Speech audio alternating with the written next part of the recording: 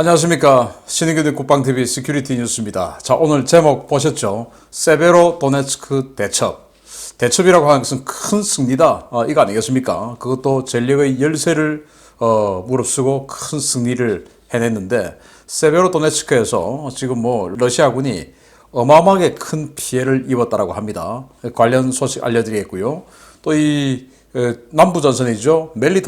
멜리토폴을 지금 러시아가 거의 포기하는 단계까지 들어갔다라는 건데, 그러면 이 남부전선에 대한 보급, 멜리토폴은 보급을 담당했는데 이 보급을 포기하는 건지 정말 이해할 수 없는 그런 상황이 벌어지고 있습니다. 이런 여러 가지 상황 알려드리도록 하겠습니다. 신인교대 국방TV 구독, 알림, 좋아요 눌러주십시오. 당장이라도 오데사를 공격할 것처럼 우크라이나 남부 해안을 위협했던 러시아 해군이 돌연 진영을 풀고 후퇴했다는 소식입니다.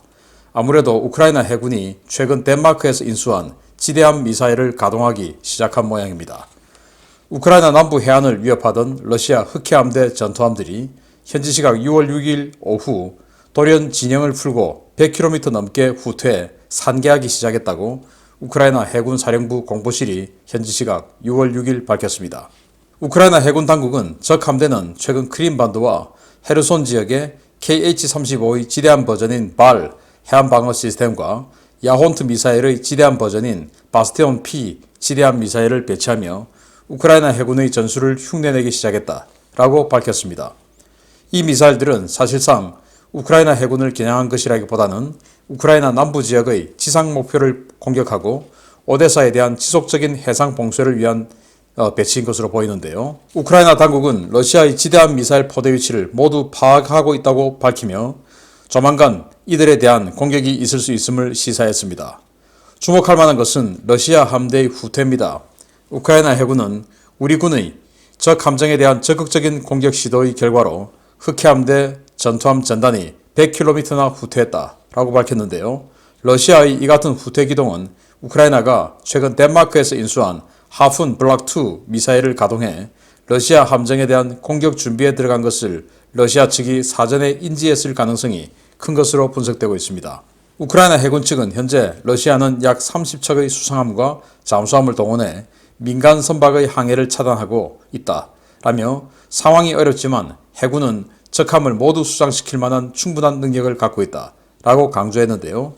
육상의 러시아 지상군처럼 러시아 흑해함대도 좀 더 조바심을 갖고 우크라이나 해안선에 가까이 붙어주기를 기대해 보겠습니다. 자, 러시아 함대가 이 오데사 그리고 스네이크 아일랜드 이런 것들을 봉쇄하기 위해서 붙어 있다가 갑자기 100km나 후퇴하고 산계했다는 겁니다. 산계. 지금 우크라이나 해군이 밝히고 있는 러시아 함대가 30척이다. 이거는 조그만 고속정 포함해서입니다. 지금 러시아 함대는 상당 부분 흑해함대가 지중해로 나갔다가 들어오지 못하고 있는 중이고, 그리고 이 지역에 있는 함대 상륙함들 벌써 한 척은 격침당했고 두 척은 대파당했고, 또 모스크바함 기함이죠, 격침당했고, 또 두 척의 방공함이 피격을 당해서 수리를 마쳤는지 아직은 알 수 없고 이런 상태입니다. 그런데 어쨌든 초계함들도 있고 해서 압박하러 들어왔다가 갑자기 100km나 후퇴해서 산계했다. 이게 이제 덴마크가 지대함 미사일을 대량으로 줬다라는 거예요. 그래서 그게 지금 가동되는 징후가 보인 거 아니냐. 그래서 이 스네이크 아일랜드를 포함해서 스네이크 아일랜드 쪽에 계속 이제 이 군함들이 들어오니까 우크라이나의 가장 그 남쪽에다가 배치를 했을 경우에 278km의 그 하푼 블락2 사거리를 감안해 보면 이렇게 사거리가 나옵니다. 세바스토폴은 어디에 배치해도 간당간당 안 돼요. 오데사 쪽에서도 세바스토폴이 300km 되니까 이 지대함 미사일이 사거리 밖에 있어요. 그래서 이 정도 그러니까 러시아 해군이 오데사 이 우크라이나의 해안을 차단하기 위해서 들어오는 이 지역에는 거의 대부분 사정권에 들어가는 것이죠. 그러니까 러시아 해군이 예를 들어서 하푼 미사일의 뭔가 기지를 노출한다거나 이럴 수는 없죠. 단 무인기를 띄워가지고 러시아 함대의 위치를 파악한다든지, 자 이렇게 되면 무인기를 띄워서 러시아 함대가 대충 여기 있네. 그럼 이제 하푼은 관성 유도로 날아가가지고 그 인근에 가서 레이더를 딱 켜고는 이제 들어가는 거니까 자신들의 위치가 파악된다. 그러면 어디서든지 하프 미사일이 날아올 수 있다라는 것이 되니까 아마 무인기가 들어오고 하는 것을 보고는 이 우리를 지금 공격하려고 하는 것 같구나 하고는 확 뒤로 빠진 것이 아닌가라고 생각이 되는데, 지금 이렇게 질 줄 알고 또 계속 불나방처럼 달려드는 것이 지금 지상에서 푸틴이 스탠딩 오더를 내리다 보니까 자꾸 그래서는 안 되는데 5월 10일까지 돈바스를 해방시켜 라고 하니까 안 되는데 무리하게 공격하다가 엄청난 피해보고, 또 6월 10일까지 루안스크주 해방시켜 또 하니까 또 지금 세베로도네츠크다 뭐다 어마어마하게 병력 투입해서 지금 하고 있는 거 아니겠습니까? 그런 것처럼 조급함이 여기서도 작동을 해서 예를 들어 스네이크 아일랜드가 뭔가 위험하다라는 생각이 들어서 해군들이 들어와서 스네이크 아일랜드 쪽으로 오는 것을 보고 그냥 확 때려버리면 어떨까라는 생각을 해보는데, 러시아 해군도 러시아 육군처럼 조바심 좀 내기 바랍니다. 그러면 굉장히 큰 전과가 나올 것 같습니다. 자, 이런 상황에서 지금 동부 지역 그리고 남부 지역 두 군데에서 전투가 벌어지고 있죠. 그 남부 지역에서 중요한 이런 정보가 나왔습니다. 보겠습니다. 남부 전선에서 러시아군의 상황이 크게 악화되고 있습니다. 이제는 부상자가 생기더라도 치료가 불가능해졌고, 자포리자 지역에서는 장병들의 대규모 전선 이탈이 보고되고 있다는 소식입니다. 러시아군이 고전을 면치 못하고 있는 헤르손주의 군 야전 의료 체계가 붕괴된 상황에서 헤르손주 지역 의료진들이 러시아 장병들에 대한 치료를 거부하고 있다고 크림반도에서 활동하는 민간 의료단체 크리미아 SOS가 현지 시각 6월 6일 밝혔습니다. 이들은 헤르손 현지 의사협회 관계자들을 인용해서 헤르손의 의료진은 물론 약국 운영자들까지 병원의 문을 닫거나 휴가를 내고 심지어 사직서를 쓰고 병원에 나타나지 않고 있다라며, 이들은 침략자들을 치료해 줄 수는 없다라는 단호한 의지를 보이며 러시아군의 무형의 저항을 하고 있다라고 전했습니다. 러시아는 개전 초부터 제대로 된 야전 의료 체계를 운영하지 못해 헤르손, 미콜라이우 전역에서 막대한 비전투 손실을 겪은 바 있는데요. 전투가 격화된 현재는 부상자가 속출하고 있지만 지역 의료진들의 협조 거부로 많은 군인들이 목숨을 잃고 있는 것으로 전해졌습니다. 상황이 악화된 것은 자포리자주도 마찬가지입니다. 이반 페드로프 멜리토폴 시장은 현지 시각 6월 6일 저녁 텔레그램 메시지를 통해 우크라이나군이 자포리자주 전역에서 성공적인 공세를 펴고 있으며, 멜리토폴은 물론 자포리자 지역의 러시아군 검문소와 병력 집결지들이 빠르게 사라지고 있다라고 전했습니다. 멜리토폴은 이번 전쟁 기간 중에 남부와 동부 전선에 물자를 그리고 장비를 공급하는 핵심 교통 요충지로 러시아가 대단히 삼엄한 경비를 유지해온 곳인데요. 이곳의 병력이 빠져나갔다는 것은 러시아가 전선은 물론 병창선을 유지할 최소한의 병력도 없거나 패전에 대한 소문 확산으로 병력들이 집단 탈영한 것일 가능성이 높다고 현지 오신트 소식통들은 전했습니다. 멜리토폴의 경계가 풀리면서 이제 이 지역 파르티잔들의 활동은 더욱 거세질 것으로 전망되는데요. 이제 러시아는 전시체제 선포와 동원령 없이는 현재의 전선을 유지하기도 어려울 것으로 보입니다.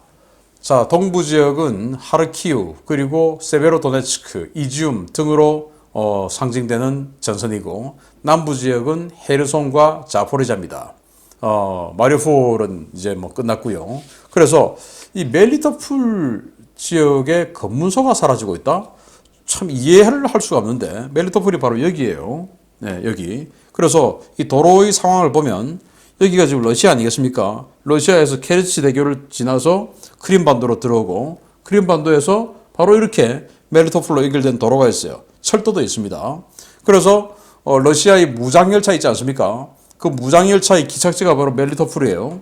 여기에 와서 짐을 내리고 여기에서 이제 자포리자로, 헤르손으로, 마리우폴로, 도네츠크로 이런 식으로 군수 물자를 보급해주는 이런 군수 이 병참 기지인데, 여기에 검문소들이 사라지고 있다. 검문소들은 왜 있냐면은 지금 이 지역에 워낙 파르티잔들, 우리말로 하면 빨치산이죠. 그 파르티잔들이 워낙 준동을 하고 있다 보니까 이 검문소를 군데군데 많이 설치를 해놓고 그렇게 해서 혹시 무장 세력들이 오는지 안 오는지 그걸 이제 검문하는 검문소인데, 그 검문소들이 사라지고 있고 병력 집결지들이 사라지고 있다 라는 거예요. 그리고 이 헤르손 지역에서는 의사들 그리고 약사들 간호사들이 사직서 쓰고 출근을 안 한대요. 내가 왜 가서 침략자들을 치료해 주냐? 안 해. 라고 한다는 겁니다. 그래서 지금 이 우크라이나군이 이 헤르손 지역에다가 공세를 펴고 있는데 이 부상병들을 치료할 수 있는 진료 체계가 완전히 다 무너졌다 이거예요.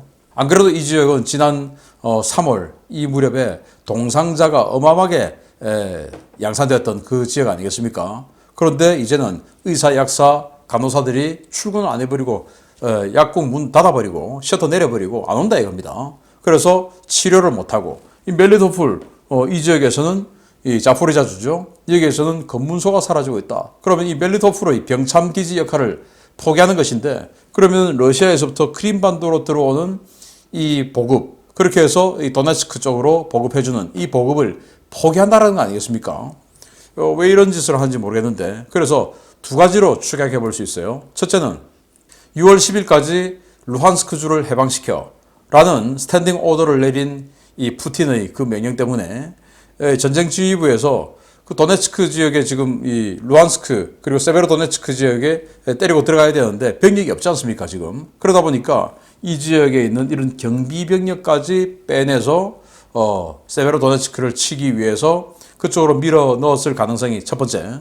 두 번째는 지금 뭐 전쟁을 이길 수 있는 가능성이 전혀 없다라고 생각을 하고 이럴 바에야 내가 살아야 되겠다라고 해서 탈영을 하는 사람들이 많은 경우 이렇게 두 가지로 추격해 볼 수 있는데 정말 뭐 어느 경우라 하더라도 굉장히 어려운 상황에 봉착해 있는 러시아를 볼 수가 있습니다. 이름에도 불구하고 러시아가 잘 싸우고 있다고 하는 사람들 희한하죠.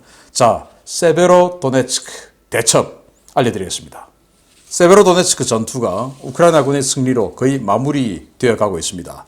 현지 시각으로 6월 6일 오후 5시 기준으로 시 관할 면적의 90%를 탈환했고 소탕전 양상의 시가전도 거의 마무리되었다는 소식입니다.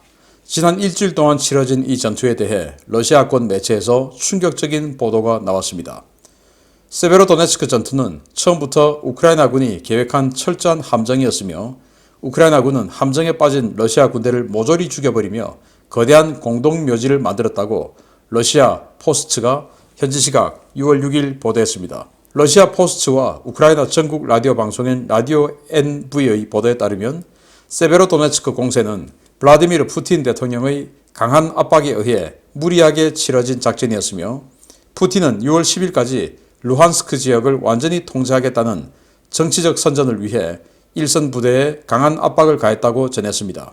매체들은 이 작전은 초반에는 매우 성공적인 것처럼 보였으며 5월 29일부터 6월 3일까지 러시아군은 순식간에 세베로도네츠크의 80%를 장악하고 곧바로 리시칸스크로 진격하기 위한 도하 작전을 준비하고 있었다 라며 이 모든 것은 우크라이나가 파놓은 함정이었다 라고 전했습니다. 이 모든 것은 지난주에 시큐리티 뉴스에서 분석하고 전망해 드린 것처럼 철저하게 준비된 우크라이나의 함정이었는데요. 우크라이나군은 6월 1일 돌연 세베로도네츠크 시내의 모든 병력을 뒤로 빼 배수진을 쳤다는 정보를 오신트 소식통들에게 흘리며 압도적인 전력 열세 때문에 도심지 직접 방어를 포기하고 세베르스키 도네츠강을 등지고 배수진을 쳤다는 가짜뉴스를 광범위하게 유포했습니다. 황당하게도 러시아는 이 가짜뉴스를 그대로 믿었고 각 블록과 건물들을 확인조차 하지 않고 시가지 중심부를 관통해 시내 서쪽까지 깊숙이 들어왔는데요.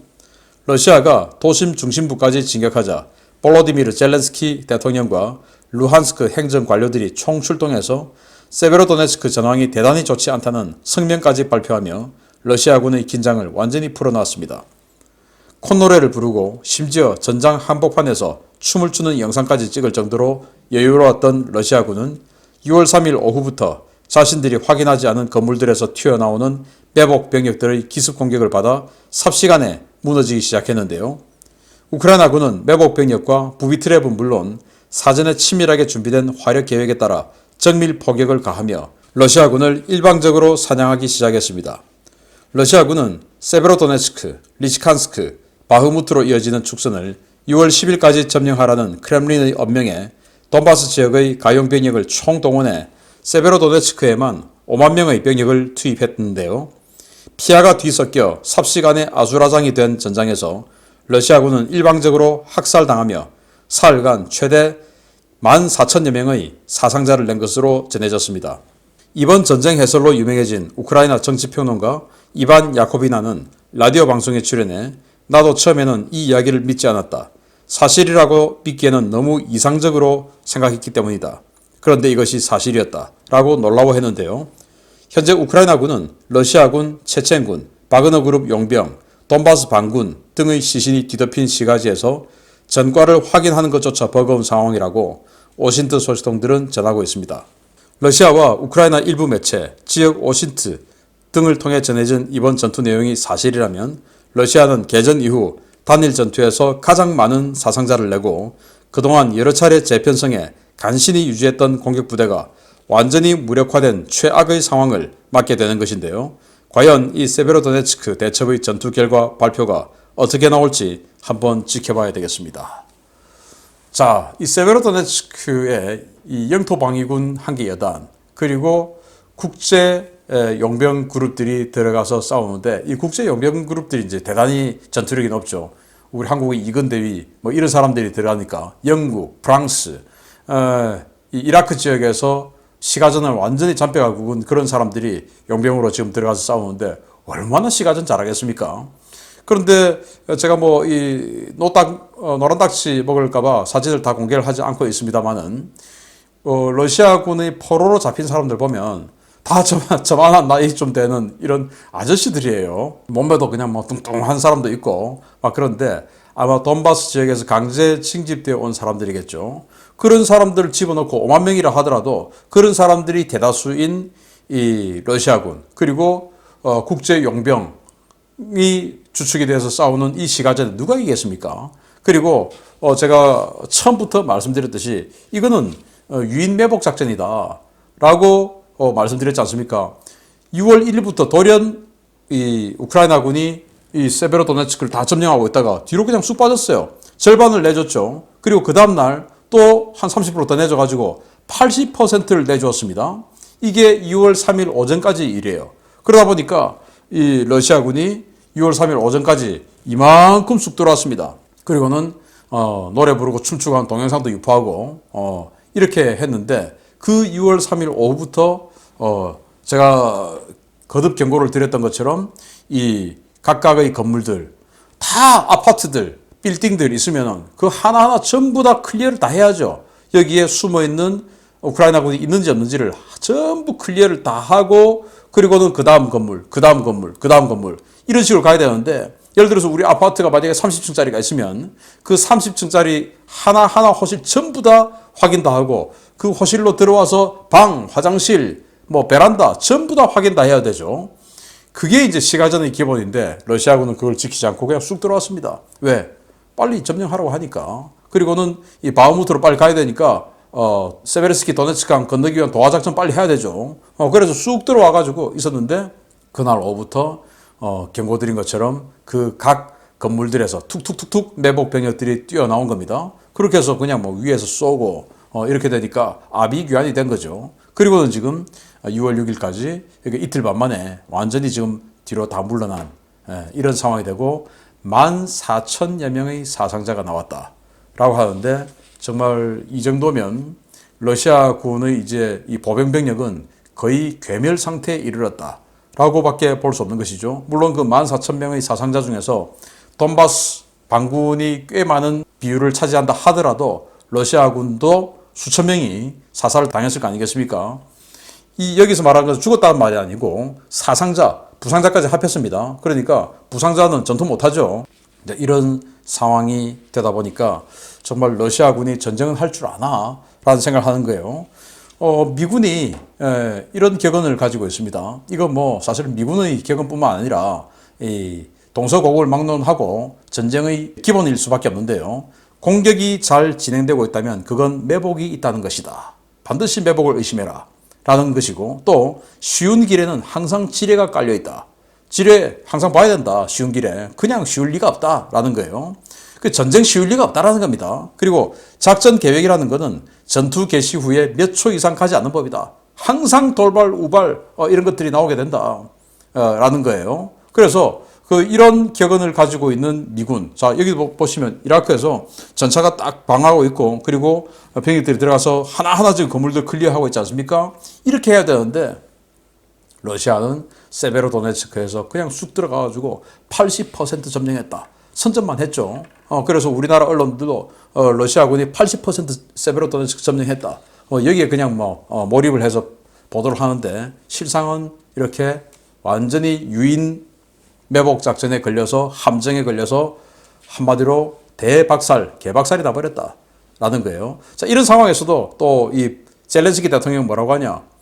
이 세베로도네츠크가 어렵다. 몰아내려면 지금보다 5배 이상의 장비가 필요하다. 지원해달라. 이러고 있어요. 그래서 대통령은 계속 국제사회를 우리 지금 어렵다. 위험하다. 그러니까 계속 지원해달라. 무기 좀 더 줘. 공짜로 줘. 계속 이렇게 지금 하고 있는 것이고, 그래서 젤렌스키 대통령의 말을 다 믿으면 안 된다라는 거예요. 현장 우크라이나 총참모부에서는 이렇게 90% 회복했다라는 결과를 발표했는데, 거의 세베로도네츠크 대첩이다 이렇게 이야기할 수 있습니다. 계속 조사해서 알려드리겠습니다. 마치겠습니다. 감사합니다.